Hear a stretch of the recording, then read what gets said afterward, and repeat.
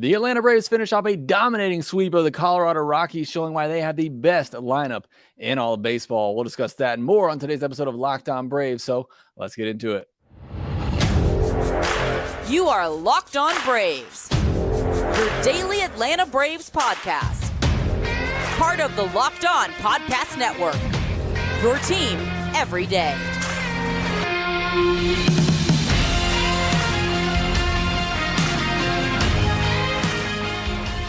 Hey, and welcome back to Locked On Braves, part of Locked On Sports Atlanta, where we cover your favorite Atlanta sports teams each and every day. I am your host, Jake Mastriani. You can follow me on Twitter at shortstopball. Also, make sure you check out my written work over at bravestoday.com. Make sure you follow the podcast on Twitter at LockedOn_Braves. Send in any questions, comments, or feedback that you have for the podcast. Always enjoy hearing that feedback from you, the listener. If you're new on YouTube, do me a favor, hit that subscribe button. If you're watching there, hit that thumbs up button. Doesn't take all much to do that, and it helps support the show a ton whenever you do. And thanks so much for all the support you give us here on Locked On Braves, making us your first listen of each and every day. And happy Father's Day on Sunday to all you fathers out there. I was able to enjoy Saturday at the ball game with my dad, and I saw pictures from many of you that were able to do the same. So very happy Father's Day to all of you out there. And the Atlanta Braves, they get a 4-game sweep over the Colorado Rockies, one of the more dominating sweeps, 4-game sweeps that I believe I've ever seen. We'll discuss that, Eddie Rosario's performance. We'll also do our Minors Monday recap. Got a couple of guys in there that I think could push for Player of the Week in the minor league level. Do a little draft preview as well. We'll talk about the Sean Murphy injury. Also, there's a little trade in there as well. So we got a lot to discuss on today's Monday episode. But let's start with that 4-game series against the Rockies. The Braves sweep that series. They've now won 6 in a row, including that doubleheader sweep last Wednesday. So the Braves are on quite a roll here, and they have been putting up a lot of runs. 40 runs on 49 hits in those 4 games against the Rockies. I didn't go back and do the research. I don't have a researcher for me, but I got to feel like that's one of the more lopsided 4-game sweeps that we've ever seen. I mean, these games weren't particularly close. The Braves dominated them in every way. 12 home runs by the Braves in this game or in this series, and every game was essentially over after the 5th inning. I mean, after the 5th inning, you could go ahead and just chalk these games up as a win for the Braves. And 2 of these games were effectively over in the 1st inning. I know the game I was at on Saturday, Matt Olson hits a 1st inning grand slam, and it was over, especially Bryce Elder on the mound, the way that he's pitched for most of this year. That game was over. And that's just what it felt like in this series. Even on Sunday, the Braves fell behind 5-0 after 2 innings. You thought, okay, they've, been on a bit of a hot streak. Rockies are due to win at some point. And then, bam, next thing you know, Braves are up 7-5, and then they add on from there, and it's a lopsided win the other way. And again, that one's over after 5 innings, even after falling behind 5-0. There just wasn't ever really much doubt in any of these games that the Braves were going to lose. A lot of that a credit to the offense, who just came out swinging, put up some huge numbers early. I mean, the game on Saturday, again, that I was there, 9 runs in the first 3 innings. I mean, that just kills the will of the other team. And I know the Rockies are banged up, especially in the lineup. They got a lot of guys out right now: CJ Cron, Brandon Rogers, Chris Bryant. They have, a lot of big guys in their lineup that they're missing, but that pitching staff just is not going to cut it. And the Braves, yes, they're taking advantage of the schedule right now, and it's exactly what they should be doing. But I also just think this offense is clicking at the moment, and it's really fun to see when they are. And that's why I think it's the best offense in all of baseball. I kind of alluded to this earlier last week, is that if Michael Harris gets going, then I think this is the best lineup in baseball. I think he's the key for that. You're going to have your spurts here with other guys like Riley or like Olson, even though we've talked about it. We'd like to see those guys be a little bit more consistent, but you're going to see those guys be streaky. Almost every major league player is. Ozzie has his hot and cold streaks. Rosario has his hot and cold streaks. We've seen Marcell Ozuna start out the year really last 2 years plus the first month of this one where he's just been really bad, but now he's on an absolute tear. All of these guys are going to have their ups and downs, except for Acuna, where, his slow weekend was 2 hits and just 5 walks in the series. But you're going to have guys who are going to have their ups and downs. But with this Braves lineup, when these guys are up and you have 2, 3, 4 of them going at the same time, they're capable of putting up huge numbers like this. It's not a situation where everybody has to be on every day, because you have other guys in this lineup that can pick you up and they can hit those big 3-run home runs to get you back in a game or to pull a game away. But yeah, you look at the home runs, 12 home runs on the weekend. Again, you would have saw the Braves playing the Rockies and you would have said, okay, they played at Coors Field, they hit 12 home runs, but no, this was at Truist Park where they were just absolutely destroying baseballs. Michael Harris hitting one over 450 feet as well, which is great to see. But Rosario, 4 home runs on the weekend. Talk more about him in just a second. Matt Olson, 2 home runs on the weekend. Travis d'Arnaud hit 2 home runs in a game. Ozzie Albies with 2 home runs. RC with a home run. Michael Harris with a home run. And you mentioned the names I did not say there. And this goes back to the point I was making a minute ago. Really not a big weekend from Ronald Acuna Jr. Yeah, he had a couple of hits, but, really didn't have much in the hit column for Ronald Acuna Jr. Didn't have a huge impact there with a big home run. Austin Riley didn't do a lot in this series. He had the one game, he had a hit, a couple of walks, but he didn't really have the big weekend, a big game. Marcell Ozuna, we had some hits here and there, but not a big weekend from him. Sean Murphy had a 3-hit game early in this series and obviously got hurt, but he didn't really have a huge impact, home runs, driving in a lot of runs. So, it's a 4-game series and you have some of your best hitters that don't really put up huge performances, and you still have a weekend like this where you score 40 runs in a 4-game series on 49 hits. A lot of that due to Eddie Rosario. Super Rosario was back for this weekend. 6 for 10, 4 home runs, 10 runs batted in, 5 runs scored, 3 walks, just 1 strikeout. And he only played in 3 of the 4 games. He sat out the first game of this series that the Braves were facing a lefty starter. And that's why he'll continue to get opportunities. We've discussed it on here. I've questioned it at times on here because you looked at the overall numbers through 2 months and it wasn't great. And you felt like maybe some other guys needed an opportunity. But this is why you're going to see Rosario keep getting put out there. For one, they're paying him a good bit of money, and money talks, but he's an experienced hitter. He has a track record, and he's capable of having these hot streaks where he can just carry a team. And I mean, that's what he did a lot in this series. He carried this team with some really big hits, some really big home runs, and that's what he's capable of doing. The lineup shuffle I thought was big in this series as well, moving Ozzie to 2, Olson to 4. I thought maybe he'd only do it against left-handed pitchers, but decided to stick with it against righties as well, and it paid off as both guys had a good weekend.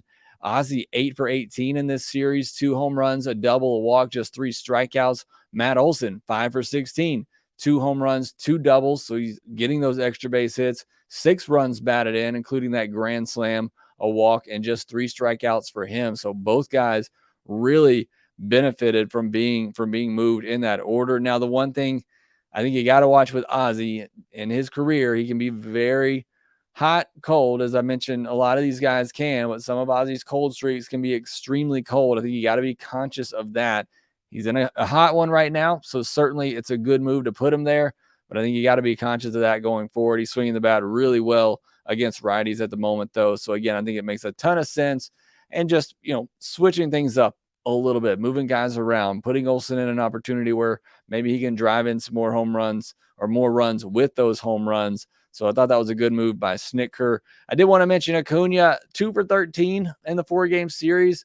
One of his hits came against a position player. The other one, a soft single late in the game on Sunday when it was kind of out of reach. So not a big weekend for him. He did walk 5 times, scored 4 times, stole a base. So he still does things. But again, a weekend where you have a tremendous offensive outburst and the best player in the game really doesn't contribute to it that much, at least, again, on the hitting side of things. Still was getting on base, scoring runs, So again, it just speaks to where this offense is in my mind. And then I thought the starters stepped up nicely in this series. You had the doubleheader against the Tigers, so you knew the bullpen was taxed. AJ Smith-Shawver did a good job going deep.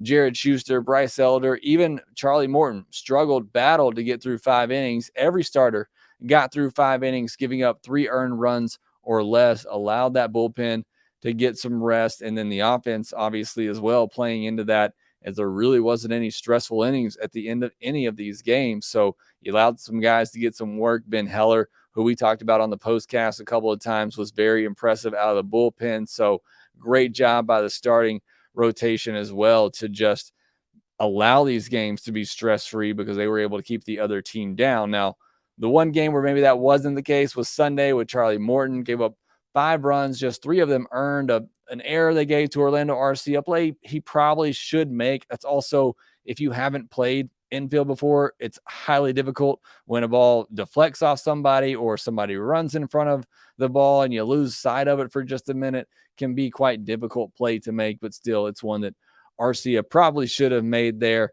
But Charlie Morton, still just up and down for him, concerns me a little bit because it looks more like the last year of Charlie Morton, where it was, one great start, one okay to bad start, where he'd give up, a crooked number. And it's just more of that inconsistency from him. You're seeing more of the walks. You're seeing those hit batters come back, and you saw a home run again on Sunday. So a little worrisome, but you're still seeing the strikeouts. The strikeouts have been back to normal the past 2 months, so that dominating stuff is still there. It's just the consistency, kind of losing the command at times, the walks leading to multi-run homers, leading to hit batters, leading to elongated innings, leading to short outings, which he's gone 5 innings in every start except for 1 so far this year. So he's still been giving you that length, but again, you're hoping Charlie's at least going to get you 6 innings, sometimes work through 7, but just hasn't been that. Still been good, but it looks more like last year Charlie Morton to me with the kind of up and down performances that he's having. But overall, great weekend for the Braves. They do exactly what they need to do against a struggling bad team in the Rockies and sweeping that 4-game series stress-free, dominating fashion.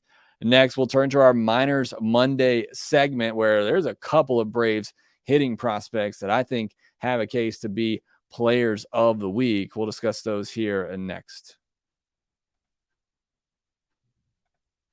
For a championship team, it's all about making sure every player is a perfect fit. It's the same when it comes to your vehicle. Every part needs to fit just right. So the next time you need parts and accessories, head to eBay Motors. With eBay Guaranteed Fit, you can be sure every part fits right the first time around. Just add your ride to My Garage and look for the green check to know the part will fit or your money back. Because just like in sports, confidence is the name of the game when you shop on eBay Motors. And with over 122 million parts to choose from, you'll be back in the game in no time. After all, it's easy to bring home a win when the right parts are guaranteed. Get the right parts, the right fit, and the right prices on ebaymotors.com. Let's ride. eBay Guaranteed Fit, only available to U.S. customers. Eligible items only. Exclusions apply. The Braves picked things up on Tuesday in Philadelphia, a 6:40 p.m. Eastern start. The Phillies have been just as hot in June as the Atlanta Braves, so it's going to be a fun matchup. Catch every pitch of the Braves' hometown broadcast with SiriusXM on the SXM app. Search Braves. Moving into our Minors Monday segment, we're going to go through the top prospects, then we'll go through every level of the organization, and then got a little bit of MLB draft preview as well. I've been watching a lot of the College World Series games. These games have been amazing. Hopefully you're enjoying that as well. Let's go through the top prospects. We got Jared Schuster, going to be graduating soon. 5 2/3 innings, 5 hits, 3 walks, 1 earned, 2 strikeouts. Another solid performance from Jared Schuster. Getting skipped in the rotation this time through. It's not injury related. I think he's your 5th starter at this point. I kind of hinted at that a couple podcasts ago. I think he's your 5th starter. I think if somebody, Fried were to come back, AJ Smith-Shawver, and this was actually a question on the Mailbag podcast, I believe, on Friday, if you want to go back and check that out. But if Max Fried were to come back, I actually think Schuster might be the one to go. And I just think he is your 5th starter at the moment. They're doing a great job, but having trouble getting through that lineup a 3rd time really kind of hitting a wall in that 5th, 6th inning. But still doing great work. I don't want to take anything away from the job that he's done, but I think the fact they're skipping him there kind of tells you they don't want him pitching against a hot Phillies team, a division rival. I think that kind of just shows you more about where he stands in the pecking order right now. Owen Murphy, 5 innings, 7 hits, 4 walks, 4 earned, 3 strikeouts. It's been a rough June for Owen Murphy. 8 2/3 innings, 14 hits, 7 walks, 11 earned runs, and just 5 strikeouts. So, young guy hitting a bit of a wall here at single A. Hopefully, he turns things around. AJ Smith-Shawver also at the big league level now, like Schuster. Really good stuff from him. I was really impressed by what I saw out of AJ Smith-Shawver. 5 2/3 innings, 6 hits, 1 walk, 3 earned, gave up a couple of home runs, but 6 strikeouts. So I thought it was a much better performance. Maybe the numbers don't look as good, but just stuff overall, I thought it was much better performance for AJ Smith-Shawver. Braden Shoemake, 4 for 20 this past week, did have a couple of doubles, 4 walks, 4 strikeouts. That's a pretty good ratio to see there, and 2 stolen bases. He could get another opportunity here soon with what we'll talk about later, and Charlie Culberson being DFA. The Braves don't really have a backup infielder at the moment. Shoemake could get another opportunity, at least to be on the bench at the big league level. Spencer Schwellenbach, 6 innings, 3 hits, no walk. Did hit a batter, 2 earned, and 6 strikeouts. A really good bounce back performance for him as he had his roughest start as a professional last week. So good bounce back stuff from Spencer Schwellenbach. Ambioris Tavares back at single A Augusta, 4 for 21, a double, 4 walks, 10 strikeouts, still striking out a lot, 3 stolen bases, though. Really good there. Dylan Dodd also, again, at the big league level, like AJ Smith-Shawver and Schuster. 4 innings, 6 hits, 3 walks, 5 earned, 3 home runs, 2 strikeouts against the Tigers. It has just been a rough year for Dylan Dodd. I mean, a lot of excitement coming into the season, really impressed in spring training, and just has not got it going so far this season. Somebody who got it going last week, Ignacio Nacho Alvarez, after a couple of down weeks, picked it up this past week, 7 for 22, 2 doubles, 3 walks to just 1 strikeout. That is more like it for my guy, Nacho Alvarez. And then Luis Guanipa as well at the DSL level, 4 for 14, a double, another home run, his 3rd home run already, a walk, 3 strikeouts, and 2 stolen bases. He's off to a really good start in the DSL. Going quickly through each level, Ed Gwinnett, Joe Dunnan. I'm going to have to do a deep profile on this guy because he is just off to an incredible start. I'm probably going to write an article on Braves today, but 6 for 23, a double, 3 home runs, 5 runs batted in, 2 walks, 8 strikeouts. This guy has just been destroying baseball so far this season. Vaughn Grissom, another good week at the plate, 6 for 22, a double, a triple, a walk, 3 strikeouts, and 2 stolen bases. Colby Allard making his first rehab start, went 4 innings, just 1 hit, 1 walk, no earned, 3 strikeouts. That's huge for the Braves starting pitching depth. And talking about starting pitching depth, Michael Soroka, 6 innings, 3 hits, 4 walks, not great, 1 earned, 3 strikeouts. And you look at the underlying metrics of that outing, which I didn't watch the start, but I did go back and look at the StatCast data. It's still not quite there yet for Soroka. Obviously, you can see that clearly by the 4 walks, but still not quite back to that level. Obviously, I don't know if he'll get back to that level of Michael Soroka, but still not to the point where I think the Braves are ready to give him another opportunity unless they had to, like they did the first time around. At Mississippi, Luke Waddell, he's one of the players that I think could be up for player of the week. 12 for 24. That's a 500 average, I believe, if my math is right. I did take calculus at Auburn. 2 doubles, 3 home runs, 9 RBI, 5 walks to just 1 strikeout, and 3 stolen bases. What a week for Luke Waddell at Mississippi. Cade Bunnell, 8 for 23, 2 home runs, 8 RBI. Talk about him before, just some big-time power from Cade Bunnell. Drew Campbell, Landon Stevens, each hit 3 home runs, and Jesse Franklin hit 2 as well. So big week offensively for the Mississippi Braves. On the pitching side, Luis Diavila, 6 innings, 6 hits, 2 walks, 3 earned, and 6 strikeouts. Tanner Gordon had 2 starts this week as he was moved back down to Double-A. First one was really rough on Tuesday, but Sunday, 6 innings, just 1 hit, did walk 3 batters, but no earned runs and 3 strikeouts. And then Domingo Robles, 6 innings, 4 hits, 2 walks, 1 earned, 5 strikeouts.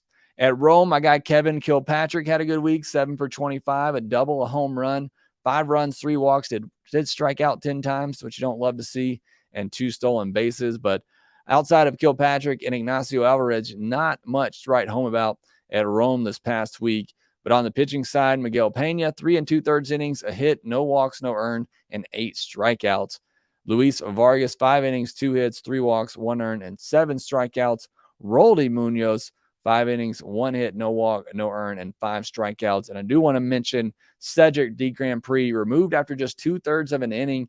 Not sure if there's an injury there or not. We'll obviously look for that this week, whether or not he pitches. Again, minor league injury stuff is very hard to figure out and find out, but hopefully nothing bad going on there for D. Grand Prix. He's been one of the better pitchers across the Braves organization this season. Then finally at Augusta, the other player of the week candidate, Ethan Workinger, 11 for 23, 2 doubles, 3 home runs, 12 runs batted in, 4 walks, and a stolen base. For the week, that's a 478, 556, 957 slash line. That's a 1513 OPS. And on the season, he's been really good. 284, 363, 514 slash line, 9 doubles, 11 home runs, 25 walks to 43 strikeouts. He's been one of the best hitters in the Braves organization this year as well, doing it down at Augusta. We'll see if maybe he gets a promotion at some point, but he's had a really good year for Augusta. Justin Giannis, 8 for 21, a double and 5 walks this past week. Jeremy Celadonio, 6 for 17, a double and 4 home runs. Big week there for him. And on the pitching side, Jorge Bautista, 7 innings, 5 hits, 1 walk, 1 earned, and 4 strikeouts. And then finally, for the MLB Draft Watch, did get to watch all the College World Series games, especially the ones on Saturday, as I was at the Braves game. But so I missed the Wake Forest Stanford game. I didn't get to see Rhett Lauder, but I have watched him before. He's obviously one of the better pitchers in all of college baseball, probably go at least top 15. If you missed the Paul Skeens performance, I would highly recommend you go back and check that out. One of the more dominating performances. This guy, and they talked about it on the broadcast, he could pitch in the big leagues right now, and I truly believe that as well. I mean, the guy was averaging 100 on his fastball. Paul Skeens is just absurd. Hopefully we get to see him pitch one more time at the college level, but he could be pitching in a big league game as a top of the rotation starter right now. I truly believe that. You got to see Hurston Waldrop as well for Florida have a good game against Oral Roberts, another dozen strikeouts. I think he has the second best stuff in this draft behind Paul Skeens. It's all just been about consistency for him, and he's really turned it on here in the postseason. He had another good start. There was one point in time where you thought maybe he could fall to the Braves at 24. I don't see any way that happens now. And Josh Rivera had a big home run in that Florida game as well. And you're really getting to see the defense for him. I think his stock is improving to where I think you see him maybe go late first round, second round. I wouldn't take him that high, but if he were somehow there in the third round for the Braves, would love for him to take that guy as some infield depth with I think the Braves need. I think he'd be a step up from Cal Conley and Luke Waddell, both defensively and offensively. I really love Josh Rivera for Florida, but really looking forward to the rest of the College World Series, getting my eyes on some of these other guys. Going to have Chase Dolander going on Monday for Tennessee. That'll be another fun one to watch. I wanted to mention high school bats. Walker Jenkins and Max Clark likely to go in the top 5. Arun Namala, shortstop out of Florida, big power with a lot of projection. Aiden Miller, third baseman from Florida, coming off injury, has plus raw power. Colin Houck, shortstop out of Parkview, Georgia, who maybe a lot of you are familiar with, also a three-star quarterback recruit. He has big power. Blake Mitchell, a catcher out of Texas, patient hitter with power, also threw 97 on the mound. Dylan Head, outfielder from Illinois, 80 runner, not a ton of power, doesn't really fit the profile of what the Braves look for. Kevin McGonigal, infielder from Pennsylvania, big hit tool, probably sticks at second base. I'm not really in favor of taking guys in the first round who are going to be second basemen unless they can really, really hit. Colt Emerson, infielder out of Ohio, high hit tool with a big arm, maybe third base, where he'll need to add some power And then Walker Martin, a shortstop out of Colorado, another quarterback recruit, good power and athletic enough to stay on the left side of the infield. So I wanted to quickly go through some of the high school bats. I'll just be honest, I don't know a ton about the high school prospects and generally don't, but I wanted to run through some of those since there's been a lot of talk lately about the Braves targeting high school bats in the draft. So I wanted to at least give you an overview of some of the top ones to be keeping an eye on as the draft approaches. All right, next we got some injury news on Sean Murphy. We also got a trade that the Braves made on Sunday. We'll talk about that here next.